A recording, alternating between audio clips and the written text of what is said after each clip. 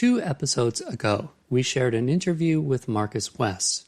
His class, Into the Darkest Places, Working with Early Relational Trauma and Borderline States of Mind, is now open for registration. It will be Friday, December 13th, 2019, from 9 a.m. to 4:30 p.m. More information about that course is available on our website. If you would like to hear the interview with Marcus, listen to our August episode of this podcast.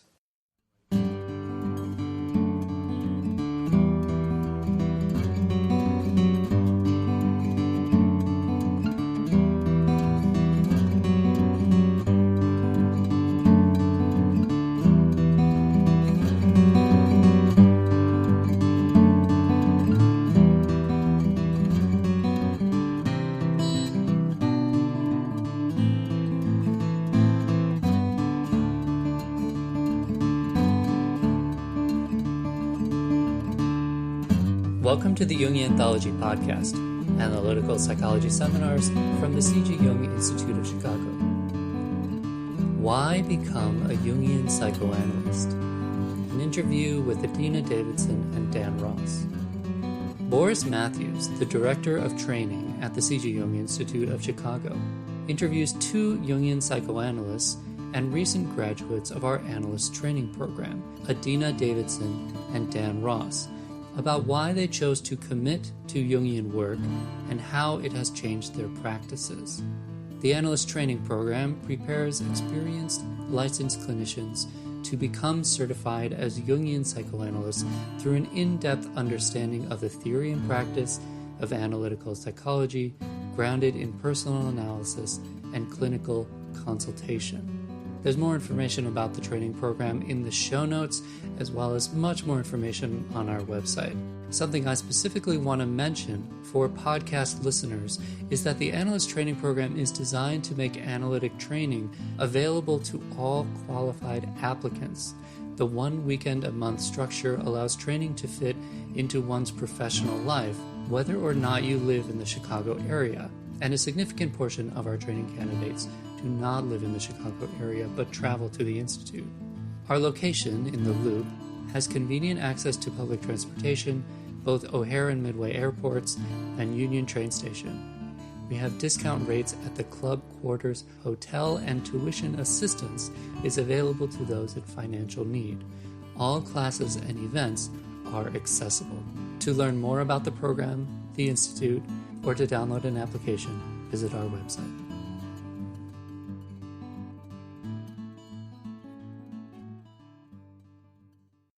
Hello, everybody. I'm Boris Matthews. I'm the director of the Analyst Training Program at the Jung Institute of Chicago. The Analyst Training Program is a postgraduate program for experienced licensed clinicians who want more than their academic training provided. Today, I'm talking with 2 recent graduates of the training program, Adina Davidson and Dan Ross. Hello, Adina. Hello, Dan. Hello. Okay. I would like to ask you about some of your experiences in the Analyst Training Program. You've recently completed your training. Could you say something about how your practice has changed as a result of your experience? Adina? I actually thought about this question a little bit, and I have a client story, if that would be okay. Oh, of course. So I have a marital couple that I've been working with for about a year and a half. And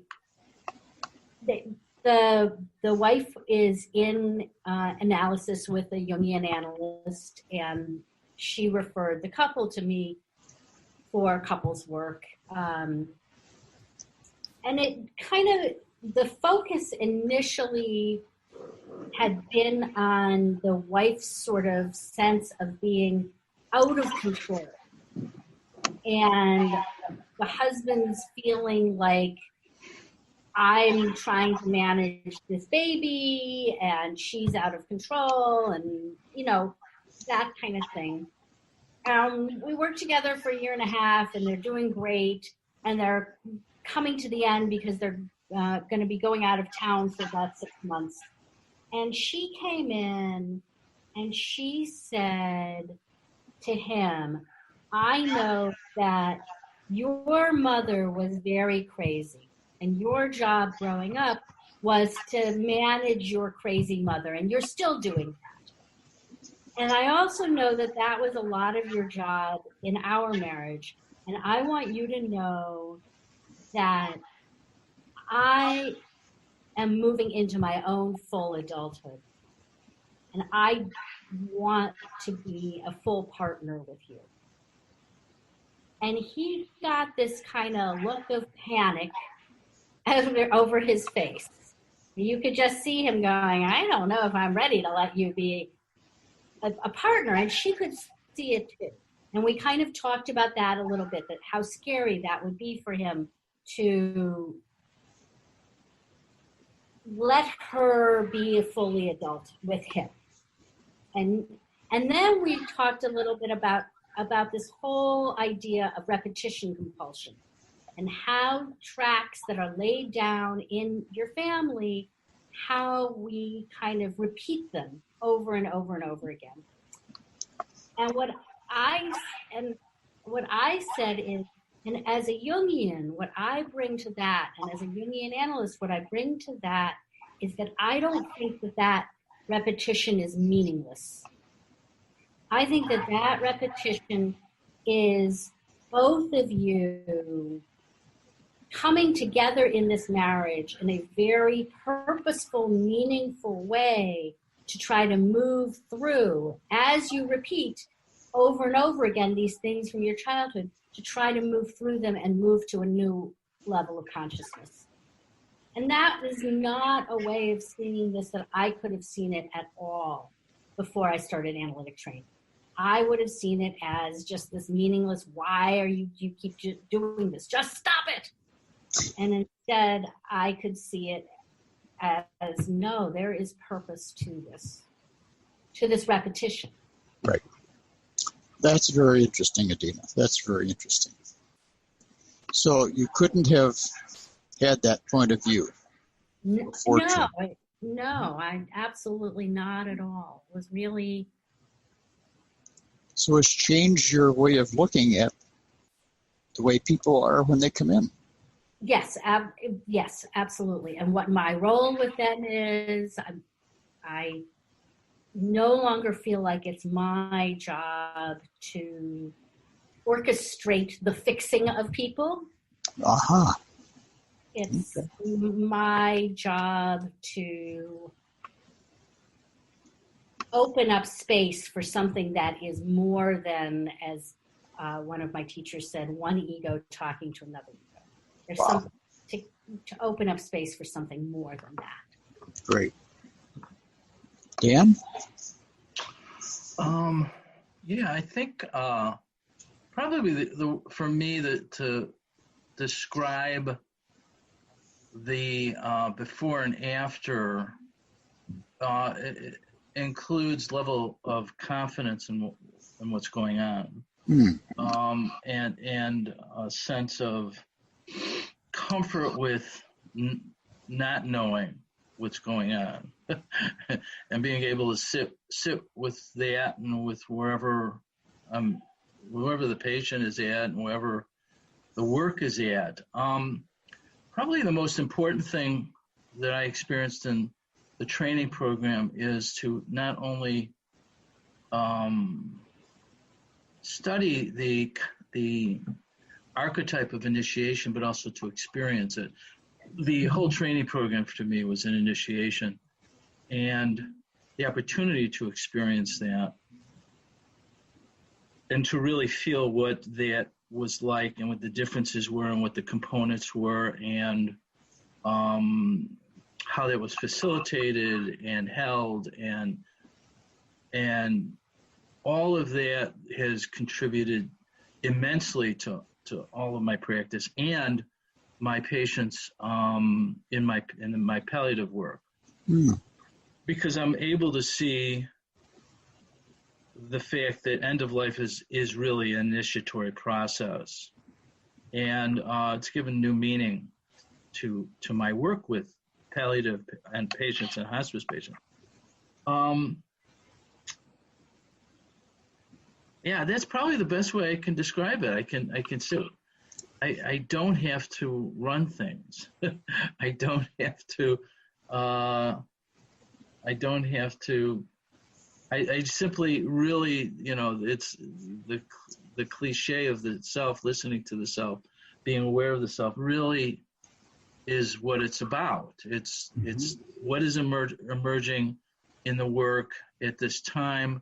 What's emerging between myself and the person on an individual level, as well as what's happening in their life and what's happening on an archetypal level. All of that becomes meaningful. It's almost as if I can reflect back to the people I work with a reality that has not yet fully come to consciousness for them. That's beautiful. Does that make sense? That it's something that's there that they haven't become conscious of, and they find a sense of containment. If I can reflect back that reality in some measure. You know, like patients in palliative care are thinking about death. Right. They're not talking about death. They're not. They may be very far from making any plans regarding that, but simply my presence there and my being able to hold that and reflect back in very subtle ways what they may be feeling, I think gives them a great deal of comfort. I would just build on that a little bit. One of the things that I think has really changed in my work is that awareness of the small, subtle, semi-conscious interactions between myself and an analysand. And an attunement to my my physical response. I remember Dan and I joking at the beginning of training that neither of us really experienced ourselves as particularly having a body. Yeah. Or if we did, it was sort of something that was kind of vaguely in the way of the real work. Yeah. And I think that analytic training has really helped me see my body's reactions as part of what I'm bringing into the room, part of the awareness that I'm bringing into the room, part of that container that Dan is talking. Yeah. So I get a sense from both of you, from what you've said, that in various ways your sense of responsibility has changed from what it was before until what it is now. Your responsibility as a therapist or an analyst. Yeah, I think so. I think the sense of responsibility is, a shift to something that we're held by something greater than us, and that was, I did not know that. That was my pedagogy in the training program, was to discover that we are held by something greater than us, and that being open to that, being aware of that, being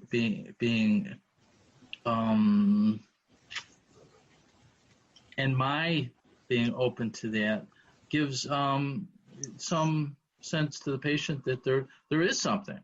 They may not be there, but they kind of learning is a process that I believe there's something there.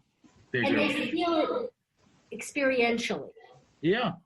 As in our experience of it, they feel it experientially. Yeah. Even if they don't put words to it in any way. Mm-hmm. That the way I talk about it is that there's a source of healing that, again, is beyond my ego and my analysand's ego. And we can put some trust in that. The fact that both of you have experienced that personally makes it real in a way which, having read about it in a book and then telling somebody about is quite different. It's very different. It's very different indeed, yeah. So when you look back to before you entered training, what did you feel your practice needed at that time? Because if you've been perfectly happy with your practices, I suspect you might not have entered training. For me, I think there were a few things that I came in consciously knowing I wanted. One was simply a new lens. I'd been a family therapist for 25 years already, and I loved and still love working with families, but I needed a new lens to keep myself fresh and alive and learning. The other thing that I felt very conscious of was that I felt like my graduate school, my doctoral program, had not been strong intrapsychically. I learned a lot of systems theory and how systems theory could be applied, but I'd learned very little about what was going on in our depths, in our unconscious. And I really, as I was in midlife, I really felt that as a missing piece in my work. So those were the two things that I came in wanting to learn. What I didn't know was how enlivening using my thinking process was going to be. And I'd really spent my adult life, both personally and professionally, very much in my intuition and in my feeling. And developing that thinking function is so exciting for me. That's lovely. It has been. That's great. Yeah. Moving more of an outer view to more of an inner view. Mm-hmm. Yeah, great. Very much so for me. Mm-hmm. And personal growth in the process. Absolutely. What would you say to that, Dan?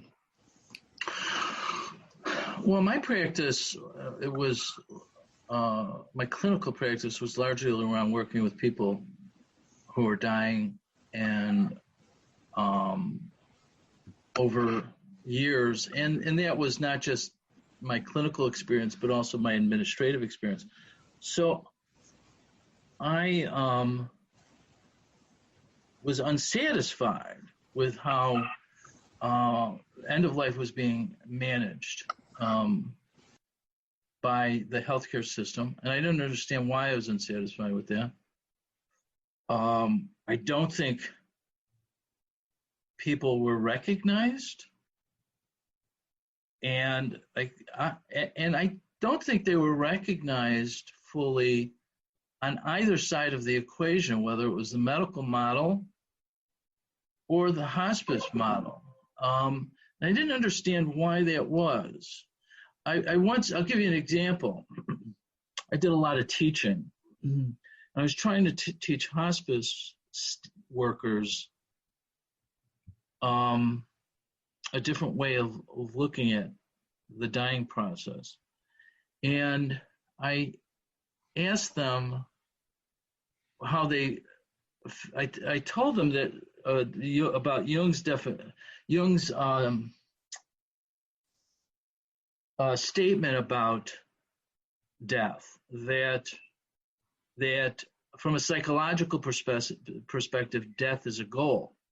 And I presented that to hospice workers, and they were completely perplexed by it, if not irritated by that statement, as would people in the medical model. So I realized and started realizing, and then over the years confirmed that the hospice model is really just a shadow of the medical model, and it's they see death the same way. One is against it and the other's for it. That's the only difference. So when we ponder what Jung meant by that, then we have to consider many things that I think are in his theories, which include the idea of the self and the psyche as being balanced, and there's the unconscious, and the unconscious being compensatory to the conscious.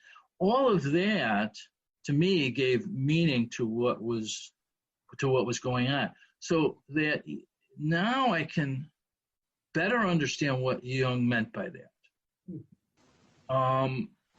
But I had to escape the shackles of the hospice mentality to do that, because the hospice mentality and curricula was really limited and really based on the medical model. It's just disguised. And so I think that's what drove me. As I look back, I was just very unhappy with what I was doing. I mean, working with dying people without without an understanding of what I was experiencing was like being thirsty and around an ocean. You can't drink any of it.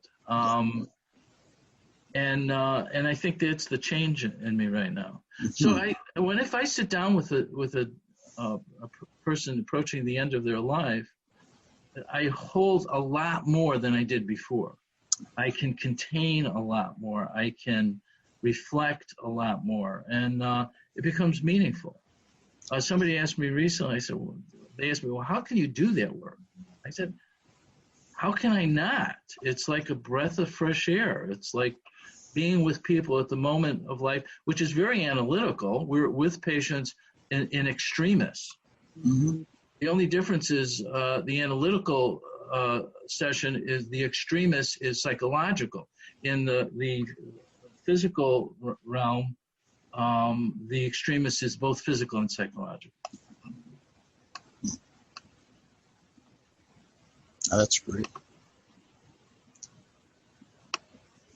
If you have colleagues or acquaintances who are not fully happy with what they're doing, sort of dissatisfied with their practice or dissatisfied with what they got in their graduate programs, what might you be inclined to ask them, and then what might you be inclined to tell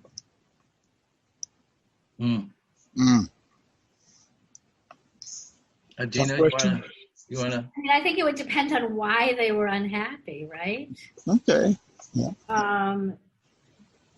But if they were unhappy for some of the reasons that I was unhappy, which is that I felt like all of the theory that I had studied and was practicing from cut off major hunks of what it is to be a human being, and said we can only deal with parts of the human being in the office. We can't deal with the spiritual parts. We can't deal with the physical parts. We can only deal with this narrow slice of what it is to be a human being. If you're unhappy for that reason, I would say go into analytic training, study Jung, because this is a theory and this is a practice that allows for the whole person to come into the consulting world. Your whole person and their whole person. None of it is off limits. Yes, none of it is off limits. Dan? Boy, that's a hard one for me. I don't do a very good job of that because I really believe that people are called to this work. And if they're not called to the work, I'm not sure they're going to be. I don't know. I don't know. I was once asked by a therapist, well, what did you gain by the training? And my answer was, well, I feel like I've become a better person. And she said, well, I don't think I need that. I think I need more clinical training. I said, well, I got that too. I got that too, and I got that immensely. But in the moment, I think the most meaningful was what I said. I don't know. I when people ask me, oh, do I think I should do it? It's just a strange question, because nobody asked me if I should do it. Nobody had to ask me if I should do it. I was called to it 13 friggin' years ago. Oh, I'm sorry. Or probably more than that. And that was it. It was definitely a calling. So I imagine, I think that everybody is called to it, and that may not be true. Well, it is a tough question. It's a very hard question. Yeah, it's a tough question. One of the things that strikes me is that I think a lot of what can happen is moving more deeply to embodied experience of whatever that is. Yes. And that embodied experience is almost where we have to start. Yes. But we can't start there because a lot of people aren't there yet. So we have to work with them to help them get more embodied. Yes. And then everything builds up from there. Yeah. I think that's a wonderful description of individuation. That if we allow ourselves, we can move into a more embodied existence. I call it mortality, moving into our mortality. That our modern culture really has so many obstacles to doing that. I read, I'm studying the story of the epic of Gilgamesh, the epic poem Gilgamesh. I mean, and just became obsessed with it, and as I do. So, and the reason is because, first of all, the wisdom of it is so ancient, but at the same time, it's wisdom that we don't have today. It's not wisdom, the prevailing wisdom in our modern culture, because it's really a story of individuation, because Gilgamesh has to, in the course of the story, come to terms with his mortality. Mm-hmm. And at the end of it, he is more embodied. When he returns to Uruk, he is more embodied. And go on. I guess I would say, for me, it's both more embodied and ensouled at the same time. And that, and really seeing how, as Dan says, our moment of mortality is a place where embodiment and ensoulment meet for a little while. Mm-hmm. I agree. I think it's a the Hillman's soul making is also, I think, another way of describing that process. Yeah. Very heavy, very important experiences for people to have.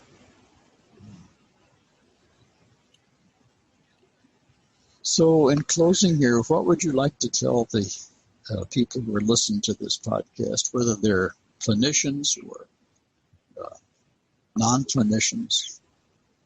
Any words of encouragement or wisdom that you'd like to share with them at this point that you haven't already shared? I would say that if you have, if you have a yearning towards this, don't stop listening to the yearning. Uh-huh. But see what step you can take in this direction right now. And just, one step follows another, but see what step you can follow towards that yearning. That's beautiful, yes. I think I would agree with that and add to it that if you have a yearning for it, don't be discouraged as you come across one of the components of becoming embodied or more mortal is confronting death. So to me, initiation embodies both eros and thanatos, and both have to be there for the initiation to be effective. Mm-hmm. And that is true of the ATP program. If one allows oneself to surrender to that process. But human nature is what it is. We try to resist that. And I think if I were telling any new candidates, I say, really, this is very different than an academic program. You have to submit yourself and do the suffering that's necessary. That's part of the work and part of the work that we're going to be doing with an LSANs. Mm-hmm. And we have to do that. And I think that truth is true today as it was, back at the original origins of psychoanalysis and analytical psychology. And Gilgamesh. Gilgamesh. I'm reminded of something that Jung says that I can only paraphrase, but we have to be and feel our limitations very acutely to appreciate the infinite. Yes. Oh, I love that. Yes. That's great. Absolutely. Well, Adina, Dan, thank you very much for taking time to talk with me, to speak to some of these issues. And a pleasure. Very welcome. Yeah. All right. Thank you.